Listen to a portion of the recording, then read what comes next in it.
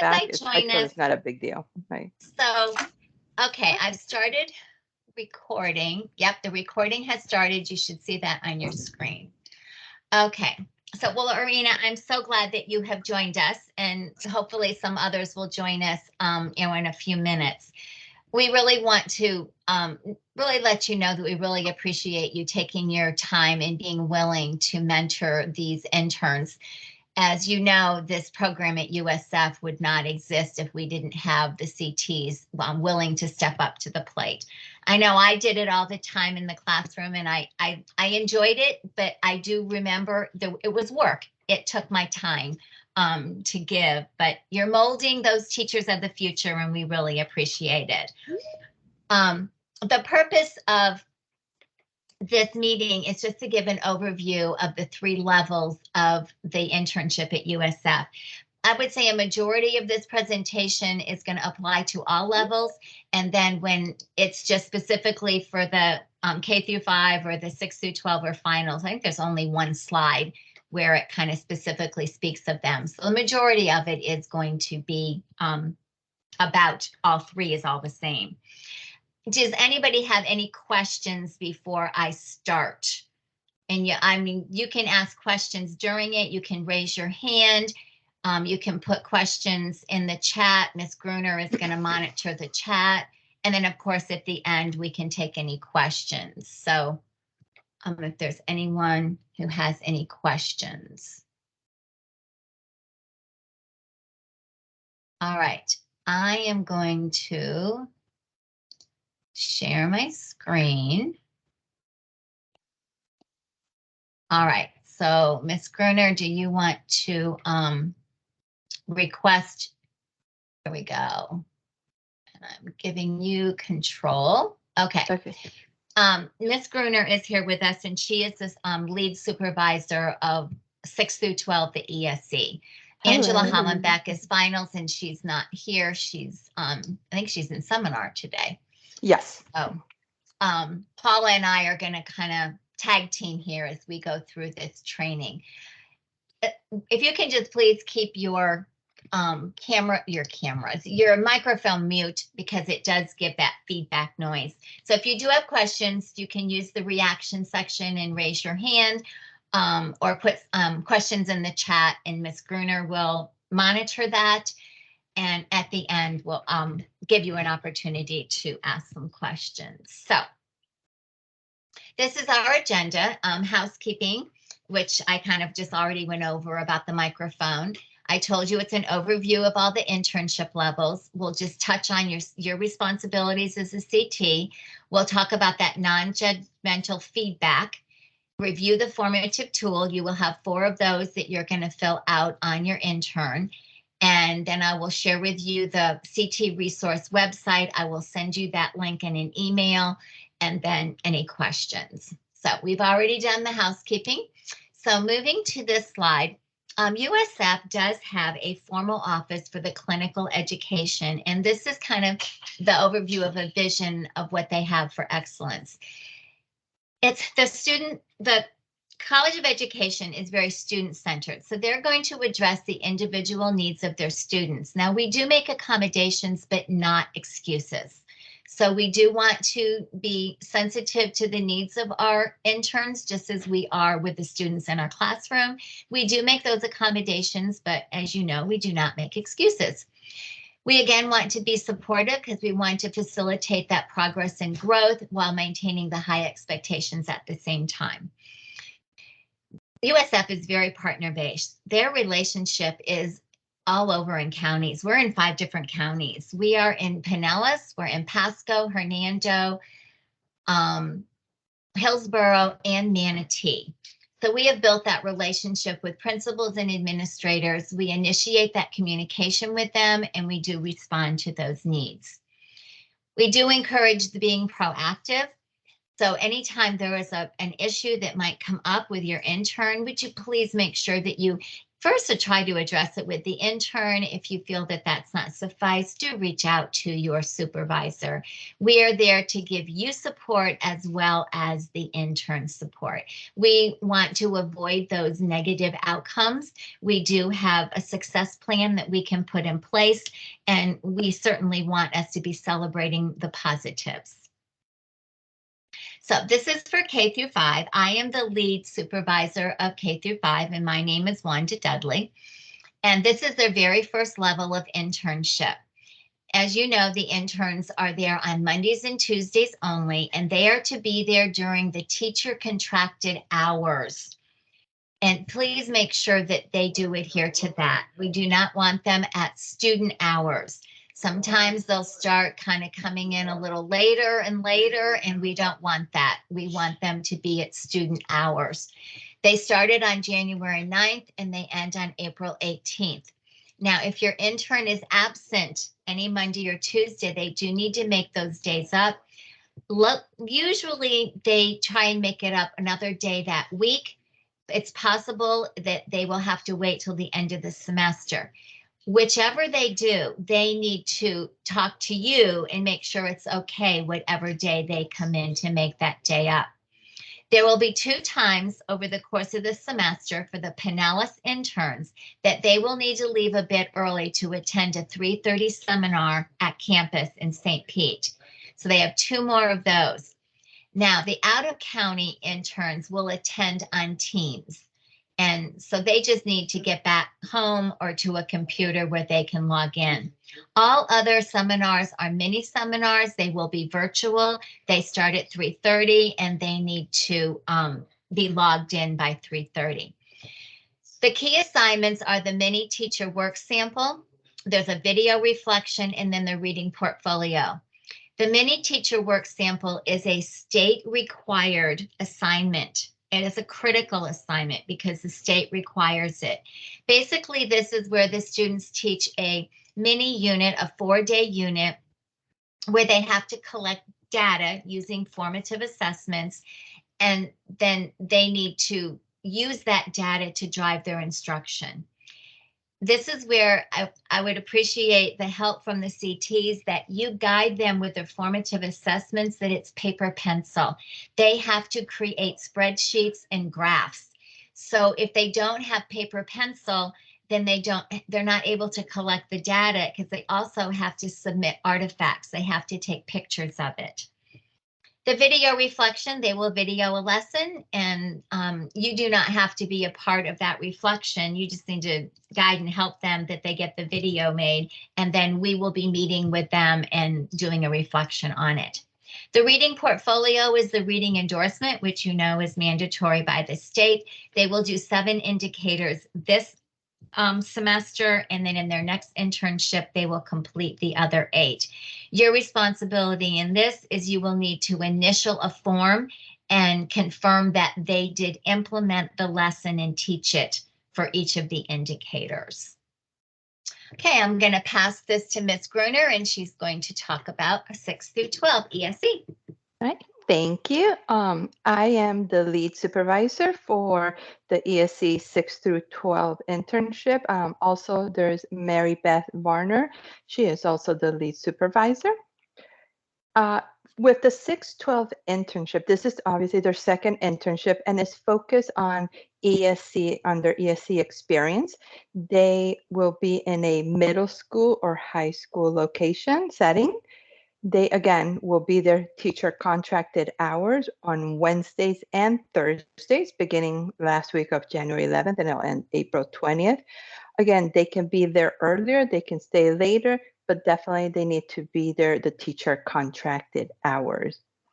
During the semester, they'll have 4 seminars that they will leave early. Already 2 of them they already came to 2 of them, so they only have 2 left. One will be in mid-February, and the other one will be at the beginning of April. With They have these four key assignments, which we call the critical assignments that they have this semester. First one is the mini unit, and that's kind of like the teacher work sample that Ms. Dudley was just talking about. So this one they will create a 4-day lesson plan where they will teach those 4 lessons. Focusing on the secondary standards, especially with a big focus on differentiation, accommodations, modifications with the ESC students. They will create a pre-test, post-test, and analyze the data as well. With the mini unit, it can be, if they come on a Wednesday and Thursday, and they can do it the next Wednesday, Thursday, we thought sometimes it's more effective if they do it 4 consecutive days. So if they come 1 week, Tuesday, Wednesday, Thursday, Friday, then the next week, because they already were there for 4 days, they do not need to go to the internship. Sometimes it does not work out because our interns might be taking classes or have a job that they need to attend. But if they want, they're more than welcome to do it consecutive 4 consecutive days. The next assignment is the classroom management plan. This is definitely a big one where the students, you already have a classroom management plan in your class, and the students will add to it, and they'll monitor what they're adding for 4 weeks and analyze the data and the implementation of what they added to see if it was effective, not effective, and definitely doing a lot of observation, taking notes. So there's going to be a lot of artifacts for this assignment. So both of those, the mini unit and the classroom management plan, are 2 assignments that you will hopefully sit with your intern and discuss what is the vision that you guys see and help them out with any resources or any ideas. The next one, being that this is the ESC focus, is hopefully the interns will get opportunity to attend an IEP meeting. Hopefully, with the permission of everybody present at the IEP meeting, they can attend and have the experience of what it is. They will be looking at IEPs for their demographic assignments. Also, there's going to be an mock IEP that they will fill in with certain information. So definitely heavy on the IEP presentation of it and focus. And then again, with the reading portfolio, all of the 612 interns are also attending a literature course. And with the reading portfolio, they have 8 reading indicators that they will be creating or turning in. And your biggest making sure responsibility would be to initial and date the cover sheet, because the interns will need to turn this in at the end of the semester as part of their graduation to get the reading certification endorsement. Any questions about the 612? Okay, next. Wanda, can you? Yeah, it went. There it goes. Thank you. Oh, I didn't do it. You did it. Oh, I have no idea then how I did it. So Angela Hollenbeck is the lead supervisor for the final internship. This is their last internship in our program, and it's considered full-time teaching experience. Our interns are on. The interns are there again, teacher contracted hours, Monday through Friday, and they're going to have a wonderful experience 5 days a week. The difference with our internship at USF compared to other universities is that our interns will graduate with a dual certification. So not only when they graduate will they be K-6 indoors, but they were all certified, but they will also have the K-12 ESC. So this is why that they have their second internship with the ESC placement. And in their final internship, they have 2 placements. We call it session A and session B. It's at the same school. We usually place 2 interns that will be swapping. For example, session A intern would be maybe in a general ed class, a 3rd grade general ed classroom, or the other intern could be in a self-contained ESC classroom when session A ends, they'll swap, and the other intern that was in the ESC self-contained classroom will now be in the general ed class, and the intern that was in the third grade general ed will now be in the self-contained ESC classrooms. There will be 3 times that they have a seminar, I believe that, and they will need to leave early for those 3 times. So making sure that they can leave a little early today. That's why Angela Hollenbeck is not here today, because she is conducting at this time the seminar for the interns. So I think they have 2 more seminars to do. And the big key assignment is the teacher work sample, similar to what they did in the other 2 level internship, but this one is a little bit more intense, where they will be doing in session A, all of our final interns in session A will be doing a 10-day lesson. They will be conducting these 10-day lesson, picking their specific area, subject area, learning goals, objectives. They're going to have a pre and a post test, and they're going to analyze data. They're going to have assessments for each day. They're going to modify it as necessary. They're going to have charts. It's really in depth. Even though it's a 10-day lesson, they're going to be working on it throughout the entire semester. Even when they're in the session B, when they're really done with session A, they're still working on parts of it. Usually by the end of the semester, it's anywhere between 80 to 90 pages that the interns will turn in. And then at the end of the semester, they will put certain information in a poster board, and we do what is called a teacher work sample, or the TWS celebration at the university, where supervisors, professors, dean of the College of Ed come in, and everybody has, all the final interns will have their poster board and present to, they walk around, and we all walk around, and they present to us what their TWS was about, what went well, what they would have done differently, what they learned about it. It's a great experience, and they are so proud of what they have accomplished. So definitely great. Any questions about final interns? Oh, one thing I do want to say is that definitely in Pinellas County, I'm not 100% sure with other counties, but a lot of our Pinellas County interns have passed or have done the substitute training. So if you, as the CT, is out one day, they can take over the classroom and be the substitute teacher. They don't have to hire or call into a substitute. You could be the substitute teacher. They still need to call in for you for the intern so they can get paid. So it's kind of like a nice little perk for the interns. So we highly recommend our interns to go through the substitute training. Okay, any questions? Wanda, can you try? Mine is not moving. Mine's not either. It's like, I think Let me see. Huh. It did? Yeah. no. Oh, no, that's not. No, I did it. Oh my gosh, I can't even get out of it on my computer. Oh, there it goes. Oh. All right, let's see if I'm back. All right. Perfect. All right, so now we're going to move into, this is me, right, Paula? Oh, no. I think, can you go back one? Oh, go back one. Oh, you're right. Okay. So the That's you. CT, yep, the responsibilities of the cooperative teacher. One of the main things is to orient your intern to the school, make them feel comfortable, show them around the classroom. Where do you keep all materials, resources, anything that they might need? Maybe walk them around the layout so they can have a feeling of the layout of the school. Where's the media center? Who would you go for technology issues?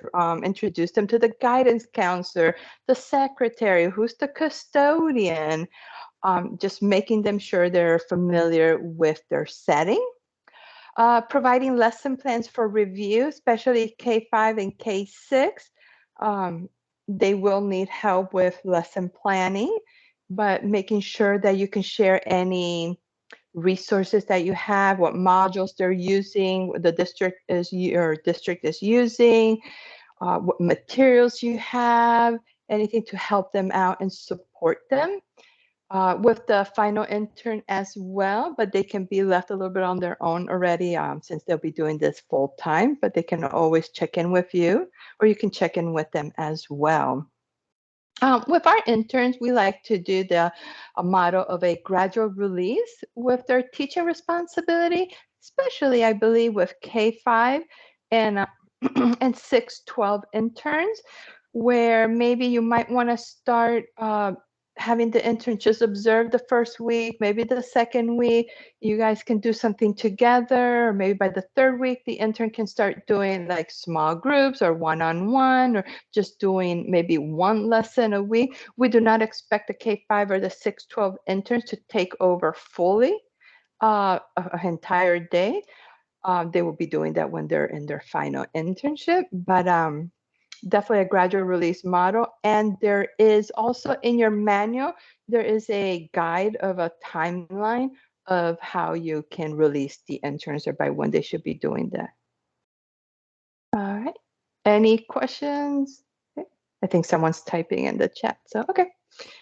The next thing is one of your responsibilities is observing your intern. According to the schedule, you will be in the manual, there's a schedule, and we will also probably be emailing you a schedule of when observations are done. K-5 and 6-12 interns will do 4 observations a semester. We call these observations, we use the formative evaluation tool. So when we say formative evaluation tool, that's basically our observation. Final interns, you will do a formative evaluation tool once a week. There are a few weeks during the semester you will not do one. Don't get nervous, it's not that intense, but the finals will need one every week. Let me see, there's a question there in the chat. What if there's an observation required during the intern first real week due to testing? If the intern can communicate with you or with the university supervisor, if that's the situation, we can work out what's best for them or when they should do their observation, as they haven't had any experience yet. This is Ms. Lang. I asked that question because my intern, it was their first week last week. This week we had all rights for testing. Her and I are willing to do it. I just wanted to ask about that. Okay, if she does not feel comfortable because she only had those 2 days last week and this week she hasn't done anything because students have been testing all day, she can talk to you can do it the following week. Mm-hmm. Okay, I'll let her have a conversation with her supervisor then. Okay. Also, one of the CT responsibilities would be the summative evaluations. Final interns will have a summative evaluation at the end of session A and at the end of session B. Our K-5 and 6-12 interns will have a summative evaluation at the end of the semester. And then we have what we call a PBA, the Professional Behavior Assessment. They're like mini summative evaluations. And there's some dates when in the manual of when those need to be entered. K-5 and 6-12 will have 2 PBAs, one usually around February, and the next one will February, beginning of February, maybe mid-February, and then beginning of April. And final interns will have it at once in each session A and once in session B. With that, we do this, we're in a website called Folio Data. If you're not familiar with Folio Data, it's very easy to manage. Either your university supervisor or the lead supervisor will be emailing probably within the next week, or if they haven't done so, your password and login information to Folio Data. I believe it's probably within the next week that everybody should receive that. And if there's any issues, you'll just contact the university supervisor and they can fix whatever, just in case there's an issue with the evaluations or anything. Any questions with what we just discussed with the CT responsibilities? Okay. Wanda, should I try for, oh, you did it. Good. Okay, we are going to, oh, Wanda, was there anything that you wanted to add to those slides? No, you're doing wonderful. Okay. All right, now we're going to discuss the classroom observation. This is what we call the formative evaluation tool that we discussed earlier. And this is basically a screenshot of how it looks like. You can find this in the manual. I believe everybody's been emailed the manual. You can find it there. You can download it and make copies, or you can just type on it, however, make whatever's more comfortable for you.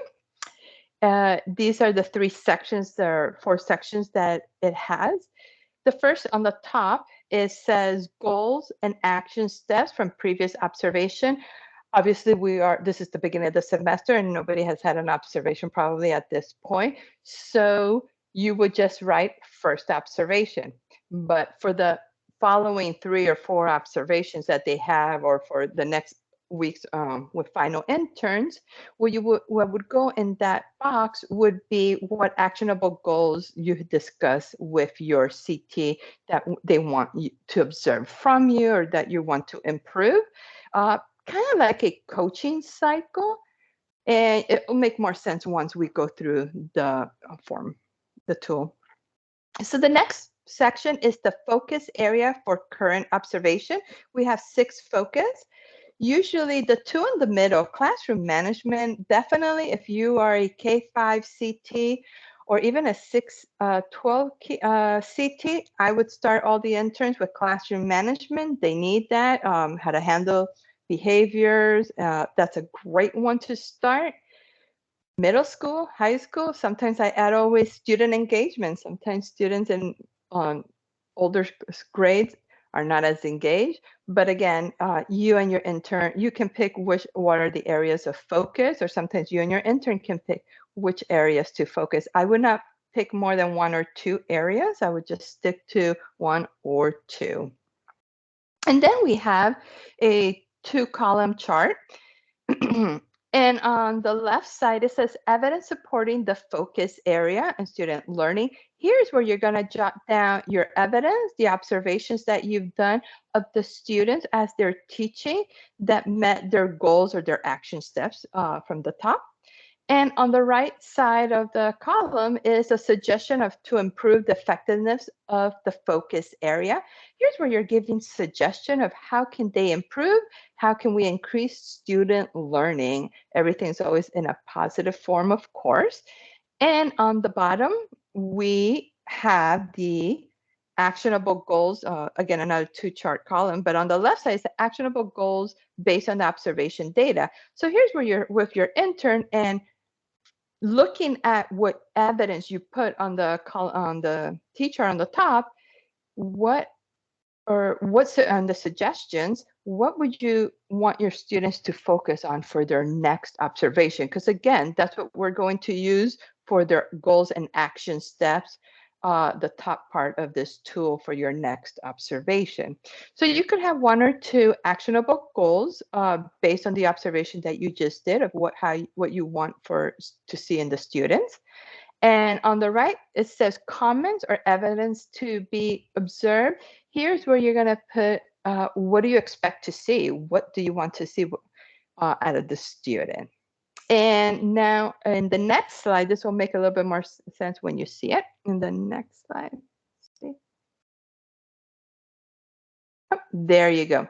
This is how it looks. I will start by saying it doesn't need to look as fancy as it looks here. It could be a lot more simpler, the wording, but this is just a model or an example for you guys to see. As you can tell, there's already goals and action step written. And on the top, it says, I'm just going to pick one. It says use a proximity control to address behavior. And the area of focus was classroom management and effective instruction. So during the lesson, what we observed on the left side is the evidence supporting the focus area and student learning was the intern had immediate and consistent verbal redirect of off-task student behavior. lesson included academic vocabulary, and students were provided with opportunities to use the vocabulary throughout the lesson. And there was extensions, connections, and remediation were used consistently throughout the lesson. Some suggestions that we could have for this intern is redirects were provided from the front of the classroom and led to an instructional interruption. So maybe considering proximity and nonverbal cues to redirect the low-level disruptions in order to minimize the loss of instructional time. Or another one could be several students in the back appear to be confused about how to complete the worksheet together. Maybe having materials be diversified to enhance active student engagement, and making sure they have your directions and that all students understood the directions. And another example is approximately 50% of the students had an opportunity to respond during the lesson. What strategies can be used to increase participation of all students in the discussion? Again, this is all evidence that we saw and positive suggestion of maybe, hey, how can we improve? What can we do to make sure for the next time? And the last part is the individual candidate development plan. So on the left side, that's the actionable goals based on what we saw. Of course, it sounds like this intern still needs help with nonverbal cues of proximity control. So we're going to continue with increased use of nonverbal cues for the purpose of redirecting behavior and monitoring on and off task behavior while maintaining instruction and momentum. And increase diversity of materials to enhance active student engagement. So here, when you do this intern's next observation, one of the focus of the content area of the observation could be, again, classroom management, and it could be differentiation or student engagement. And on the right side, the comments are evidence to be observed. Some of the things that we would like to see our interns do, that intern do, was maybe use proximity control and actively monitor student behavior and redirect using nonverbal strategies, and use differentiated materials to increase students' learning activities for all students, so everybody is engaged.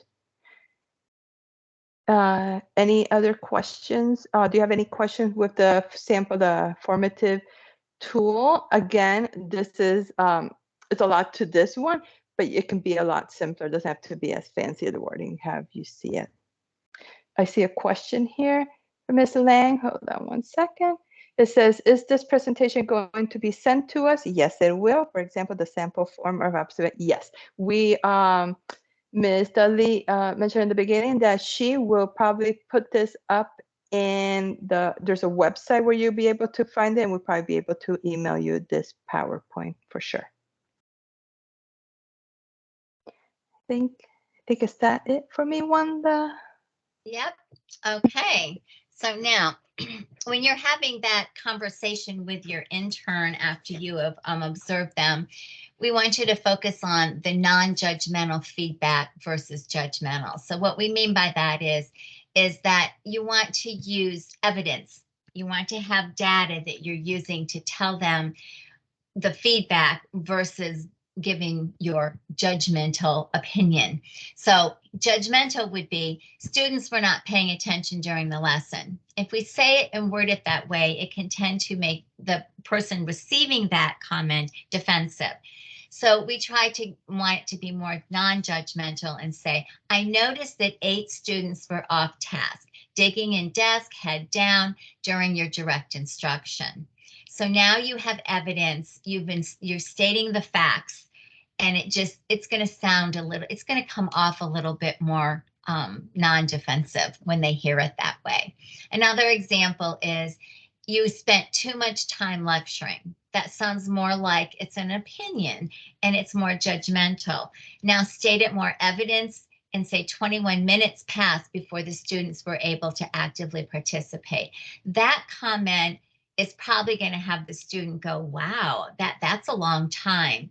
And if you say you spent too much time lecturing, they might not even know what too much time was.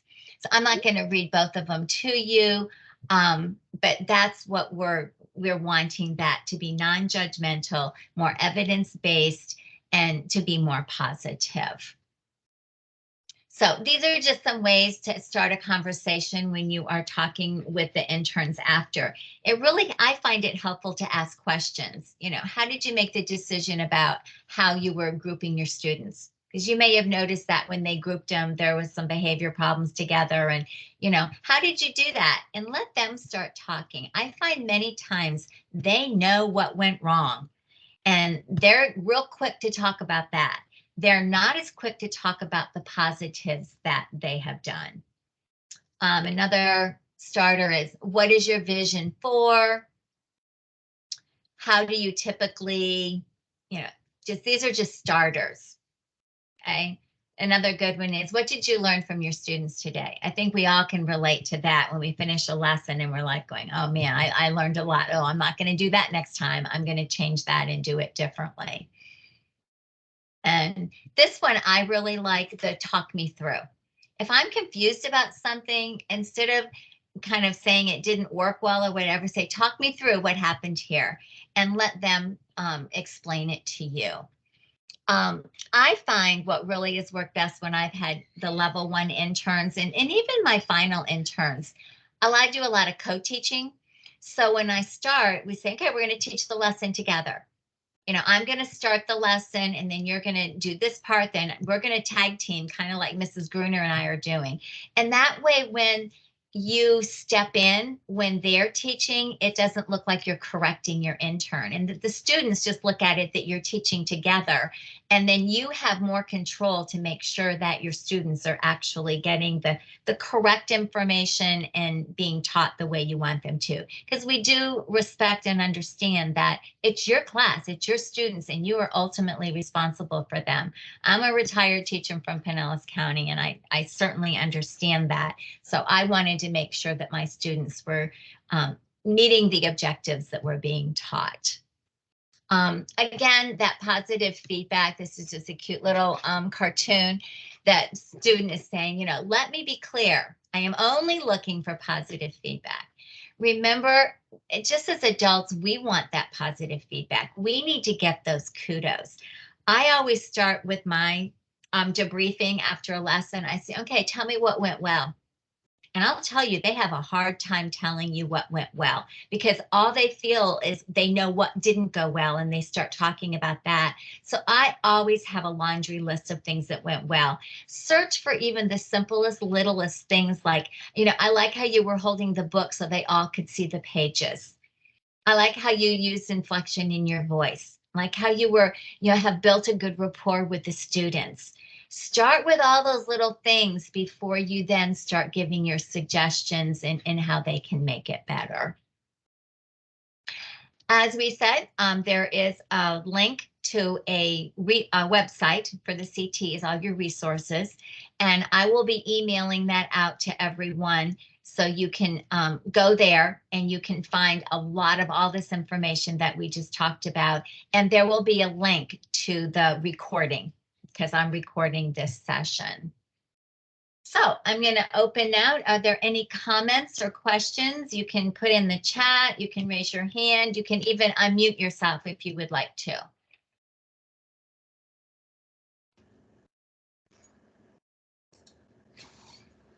Charlene? Charlene. Charlene?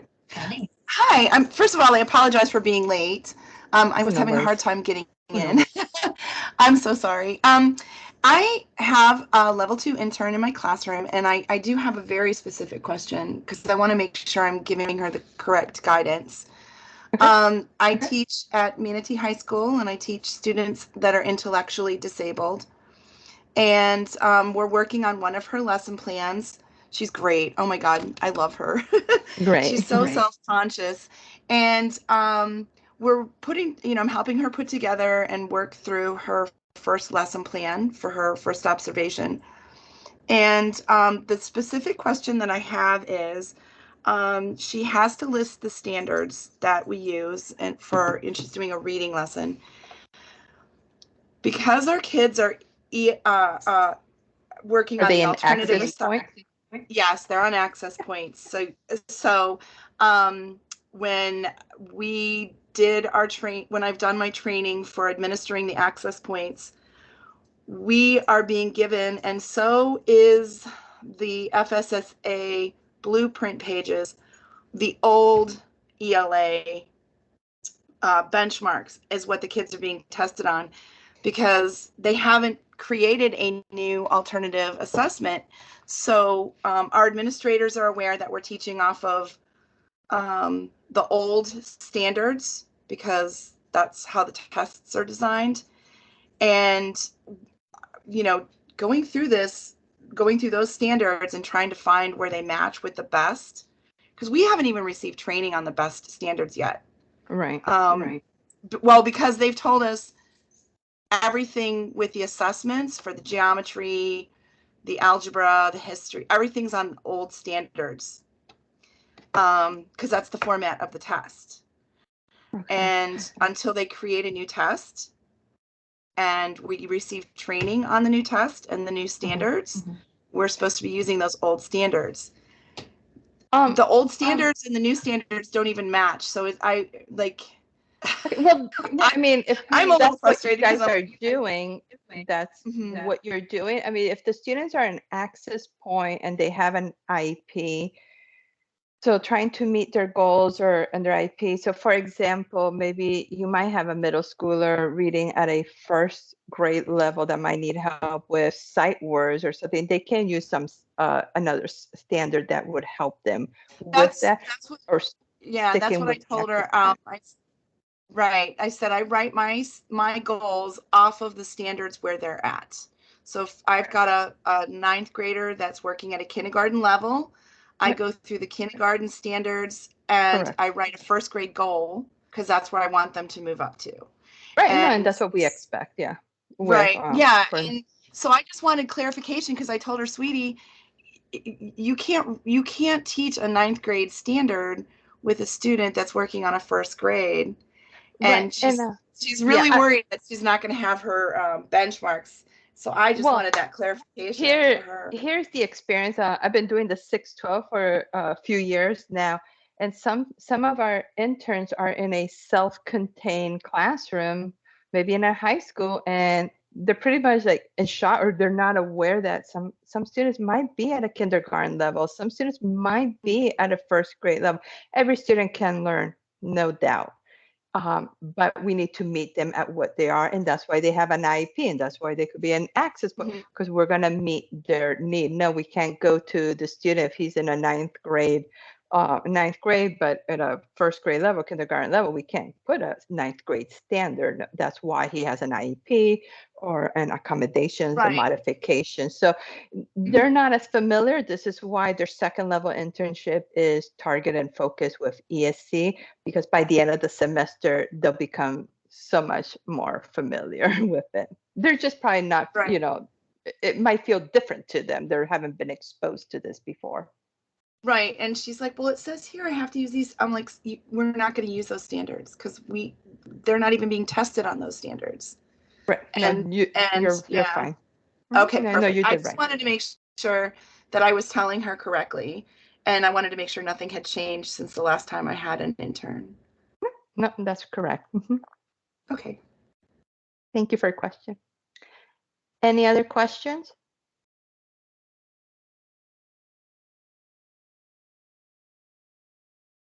Okay. Well, thank you guys so much for joining us. And you can reach out to us anytime during the semester. I'm sure you have our emails already from the interns, and I've connected with my CTs, but you'll find it on this website too. So thank you, and everyone have a wonderful evening. Thank you again. Stop recording.